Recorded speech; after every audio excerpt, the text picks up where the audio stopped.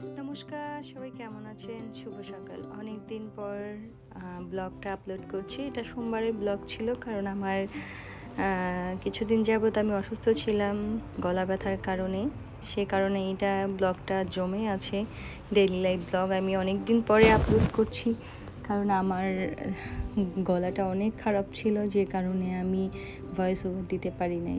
আপনারা শুনতে পাচ্ছেন যে আমি খুব স্লোলি কথা বলছি, কারণ এখনও তেমন একটা গলাটা ভালো হয়নি। সবাইকে বলবো সবাই কেমন আছেন। আর ডেইলি লাইফ ব্লগ মানেই হচ্ছে আমার সারাদিনে কি করি সেগুলো নিয়েই।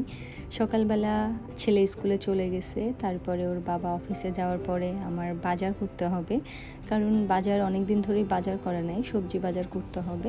সবজি বাজারের জন্য একটু সকালবেলাতে ওদের চলে যাওয়ার পরে আমি বের হলাম। এটা হচ্ছে আমার বাসার পাশেই লোকাল যে সবজি মার্কেটটা, সেখানেই আমি গিয়েছি। আর সবচেয়ে বড় কথা হচ্ছে ব্লগ আসলে করাটা উচিত। আমি জানি আপনারা আমার ডেইলি লাইফ ব্লগটা খুব পছন্দ করেন, বিশ্বাস করেন। করাটা খুবই হ্যাট্রিক হয়ে যায়। আর ওই দিন ছিল এত রৌদ্র দেখেন। আর সকালবেলা মর্নিংয়ের বাজে তখন হচ্ছে 8টা সাড়ে 9টা বাজে, তখন 9টার সময় আমি বের হয়েছি। মর্নিংয়ে অনেক ফ্রেশ সবজি থাকে, আর সব কিছু মর্নিংয়ে অনেক ভালো থাকে। একটা মাছের দোকান আছে, যে মাছটা মর্নিংয়েই পাওয়া যায় ওইখানে, কারণ এরপরে মাছ পাওয়া যায় বাট ওই রকম ফ্রেশ মাছ পাওয়া যায় না।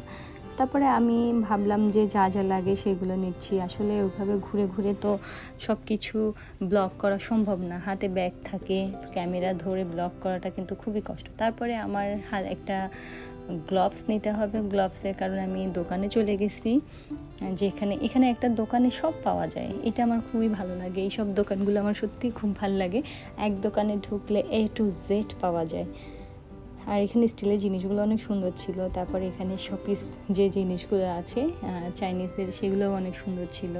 এই যে আমি তারপরে ওখান থেকে ঘুরে ঢুকে গেলাম আলুর জন্য, যে দোকান থেকে আমি আলু বা অন্য সব জিনিস নেই, সেই দোকানে ঢুকলাম। তারপরে এই যে কাঁধে ব্যাগ হাতে ব্যাগ করে বাজার করে নিলাম, তাড়াতাড়ি করে চট করে বাজার করে বাসায় গেলাম।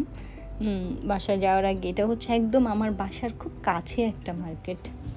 তারপরে সকালে কি খাবো, ছেলে তো স্কুলে চলে গেছে, তার টিফিন, ওর বাবাকেও আলাদা করে খাবার দিলাম।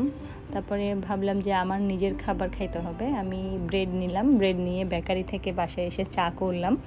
আর ওই দিন মর্নিংয়ে আর আমি রেস্ট করি নাই, আমি একেবারে রান্না কমপ্লিট করে নিয়েছি। আর সঙ্গে রুটি আর চা, আমার সকালবেলার ব্রেকফাস্ট ম্যাক্সিমাম টাইম এইটাই থাকে। আর সবসময়ের জন্য না হলে রুটি আর চা খাই আমি,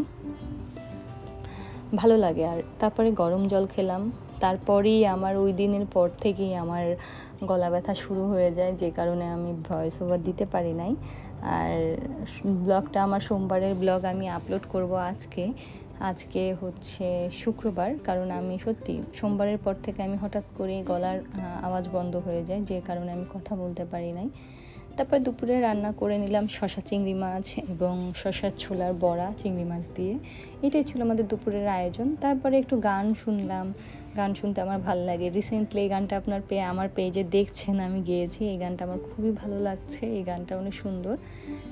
তারপরে আমরা একটু ছেলে বাসায় আসার পরে আমরা একটু বের হলাম, আমি আর ও একটু প্রয়োজনে, খুব আর্লি বের হতে হয়েছে। তারপরে দুজনে মিলে সেই কাজে গেলাম, কাজ থেকে বাসায় ফিরলাম। আর সবাইকে বলবো এইটাই ছিল আজকে আমার ডেইলি লাইফ ব্লগ। আর সবাইকে বলবো আমার ব্লগ ভিডিও যদি ভালো লাগে প্লিজ সবাই লাইক কমেন্ট সাপোর্ট করবেন, শেয়ার করবেন। আর সবাই ভালো থাকবেন, সুস্থ থাকবেন, আমাদের জন্য আশীর্বাদ করবেন। সবার জন্য শুভকামনা। টাটা।